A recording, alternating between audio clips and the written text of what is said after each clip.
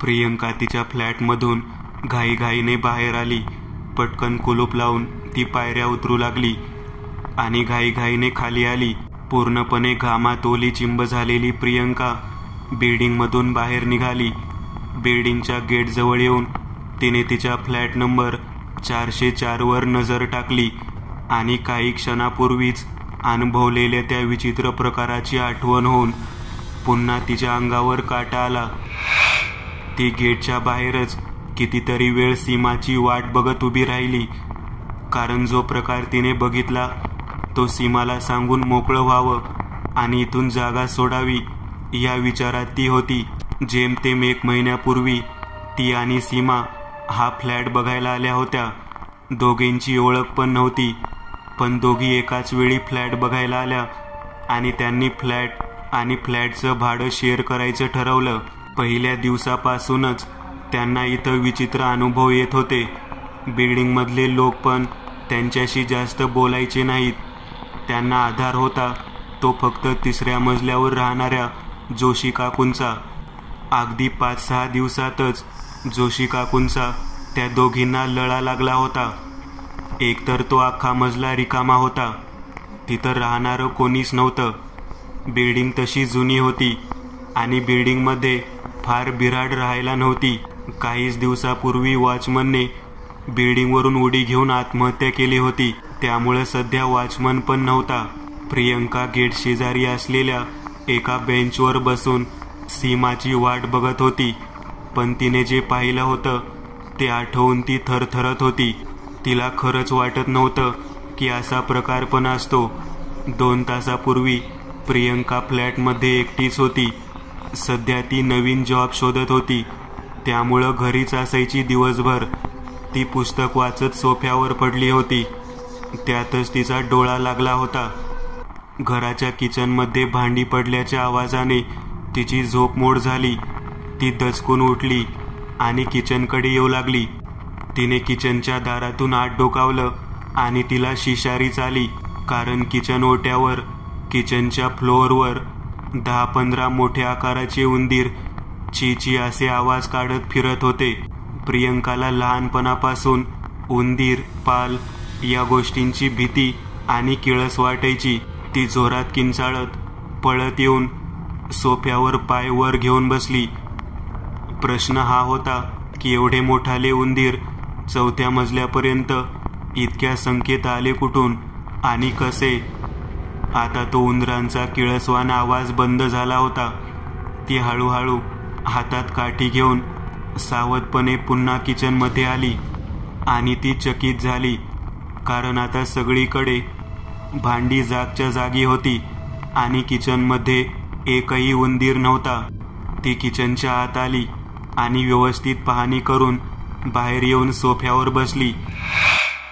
तिला कळत नव्हतं नक्की काय खरं आणि काय खोटं. आधी पाहिलं होतं तो भास होता की आता पाहिलं तो भास होता. पण तेवढ्यात तिला बेडरूममधून कसली तरी कुजबूज ऐकू येऊ लागली. आता मात्र ती पुन्हा घाबरली होती. ती हळूहळू चालत बेडरूमकडे आली. दरवाजातून आत डोकावत तिने आत पाहिले. एक स्त्री पाठमोरी बसून आरशाकडे बघत केस विंचरत होती. लांब सडक केस कमरेपर्यंत येत होते तिचे. आपल्या घरात आपल्या नकळत ही कोण स्त्री आरशात बघत शृंगार करत आहे, हा विचारच प्रियंकाच्या भीतीत भर पाडायला पुरेसा होता. पण पाठमोरी ती स्त्री का कुणास ठाऊक आता जोरजोरात कंगवा केसातून फिरवू लागली. आधी तो नाजूकपणा होता, त्याची जागा आता धसमुसळेपणाने घेतली. आता काही केस कंगव्यात अडकून तुटून जमिनीवर पडू लागले, पण ती तशीच जोरात कंगवा फिरू लागली. काही क्षणात तिने कंगवा बाजूला फेकत स्वतःचे केस उपटायला सुरुवात केली आणि मोठमोठ्यांदा किंकाळ्या फोडू लागली. बघता बघता तिच्या टाळूतून उपटलेल्या केसांच्या मुळातून रक्त वाहू लागलं. किंचाळत किंचाळत ती उभी राहिली आणि दरवाजातून हा भयंकर प्रकार बघणाऱ्या प्रियंकाकडे वळली. रक्ताने माखलेला चेहरा, डोक्यावर जागोजागी उपटलेल्या केसांमुळे झालेल्या जखमा बघून प्रियंका भीतीने किंचाळली. ती स्त्री कसलेच हावभाव न करता थंड चेहऱ्याने प्रियंकाकडे बघत होती. प्रियंका किंचाळत फ्लॅटच्या दाराकडे पळणारच होती. तितक्यात तिच्या पायाला काहीतरी जाणवलं. तिने खाली पाहिलं आणि काळजात चर झालं. एक 2-3 वर्षाचं लहान मूल तिच्या पायाशी रांगत रांगत घुटमळत होतं.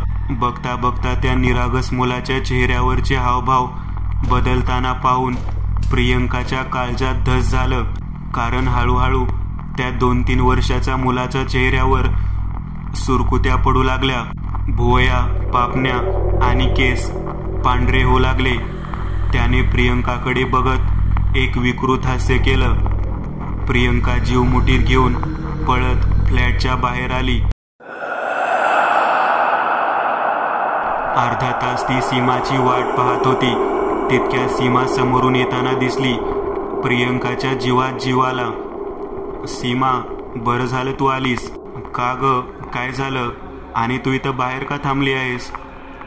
अगं, फ्लॅटमध्ये आज खूप भयंकर गोष्टी बघितल्यात मी. चल आपण सोडू हा फ्लॅट. प्रियंका रडकुंडीला येत म्हणाली. सगळा प्रकार तिने सीमाला सांगितला. अगं मला सांग, तू गोळ्या घेतल्या होत्यास आज तुझ्या? सीमाने प्रश्न केला. नाही, आज विसरले मी. अगं म्हणूनच हे भास होत आहे तुला. तूच मला म्हणाली होतीस की तुझी ट्रीटमेंट सुरू आहे आणि तू गोळ्या घेतल्या नव्हत्यास, म्हणून मग हे असले भास तुला होत आहेत. चल, मी आहे ना, काही नाही होणार. चल, मी आहे ना, घाबरू नकोस. सीमा म्हणाली. दोघी बिल्डिंगमध्ये शिरल्या. लिफ्टमध्ये शिरत 3चं बटन दाबून त्या वर आल्या. हाय प्रियंका. हाय सीमा. कुठून येत आहात? लिफ्टच्या बाहेर उभ्या आलेल्या जोशी काकूंनी विचारलं. हो काकू, ऑफिसवरून येतोय. चला ना चहा घ्यायला आमच्या फ्लॅटवर. नको ग, उगाच आत्ताच आला आहात ना दोघी. चला काकू, गप्पा पण होतील. बरं चला. आता तिघी फ्लॅट नंबर 404 मध्ये शिरल्या. फ्लॅट एकदम शांत दिसत होता. प्रियंका अजूनही घाबरलेली होती. ती जोशी काकूंबरोबर सोफ्यावर बसून इकडं तिकडं बघत होती. सीमा किचनमध्ये गेली चहा ठेवायला. काकू, या घरात आधी कोण राहायचं? प्रियंकाने विचारलं. जोशी काकूंच्या चेहऱ्यावरचं हास्य एकदम नाहीसं झालं. सांगा ना काकू. प्रियंकाने पुन्हा जोर दिला. बरं सांगते. खरं तर सांगणार नव्हते, पण आता तू विचारला आहेस म्हणून नाईलाज आहे माझा पण. इथं सुमित्रा देसाई नावाची बाई राहायची. दिसायला सुंदर, लांब सडक केस होते. विधवा होती बिचारी. एक 2 वर्षाचा मुलगा होता. बऱ्याच लोकांची वाईट नजर होती तिच्यावर. बिल्डिंगचा जुना वॉचमन बबनला पण पोलिसांनी अटक केली होती, पण नंतर पुराव्याअभावी सोडून दिलं त्याला. त्यानेच म्हणे खुन्याची मदत केली होती, ज्याने दोघांची हत्या केली होती. तेव्हापासून फ्लॅट बंदच होता. बबन गेल्या आठवड्यात गावावरून परत आला होता. त्याला म्हणे ती दिसायची इथं. तिनेच मारलं त्याला, अशाही अफवा आहेत. माझं ऐकत असाल तर लवकरात लवकर दुसरं घर बघा, जोशी काकू सांगत होत्या. प्रियंकाच्या भीतीत अधिकच भर पडली. सीमा चहा घेऊन आली. सीमा बेडरूममध्ये गेली. प्रियंका, हे बघ काय, लवकर ये. सीमा ओरडली. काकू तुम्ही चहा घ्या, मी आलेच. बघते ती काय म्हणतीये. प्रियंका पटकन बेडरूममध्ये गेली. जोशी काकूंनी टेबलवरचा चहाचा कप उचलला आणि त्या चहा घेणारच होत्या. तितक्यात त्यांच्या कपमध्ये वरून कसला तरी थेंब पडला. त्यांनी कपमध्ये बघितलं, तो पाण्याचा थेंब होता. जोशी काकूंनी वर छताकडे बघितलं. वर मोकळं आकाश ढगाळून आलं होतं. त्यांनी परत चहाच्या कपमध्ये पाहिलं आणि त्यांच्या लक्षात आलं की तो कप रिकामा आहे. तेवढ्यात दारातून एक तरुण आत आला. विशाल, अरे बरं झालं तू आलास. सीमाशी तुझी ओळख करून देते. जोशी काकू म्हणाल्या. आई चल, आई चल इथून, पाऊस यायला लागलाय, भिजशील. विशाल थंड आवाजात म्हणाला. अरे वेडा आहेस का?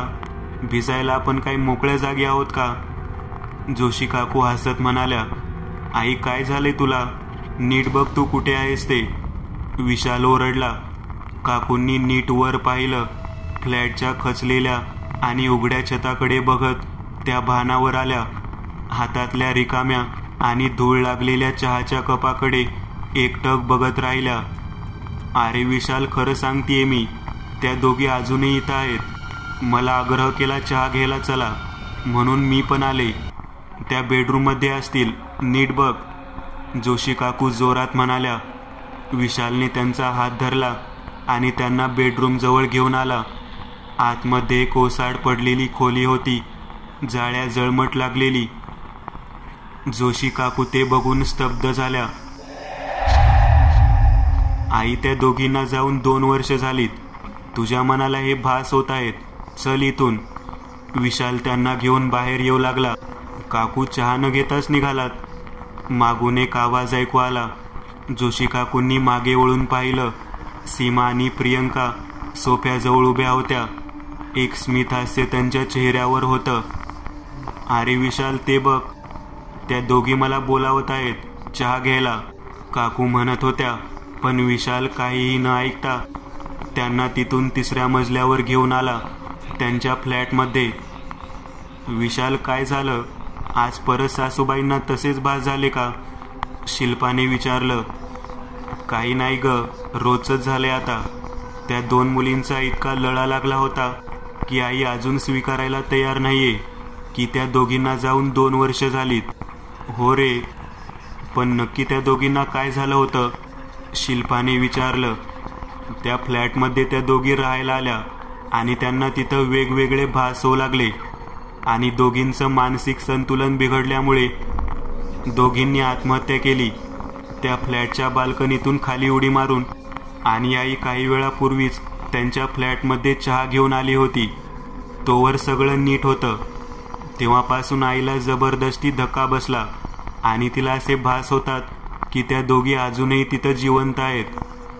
तेव्हापासून तो फ्लॅट बंद आहे. बिल्डिंग जुनी असल्यामुळे छत पण खचलंय.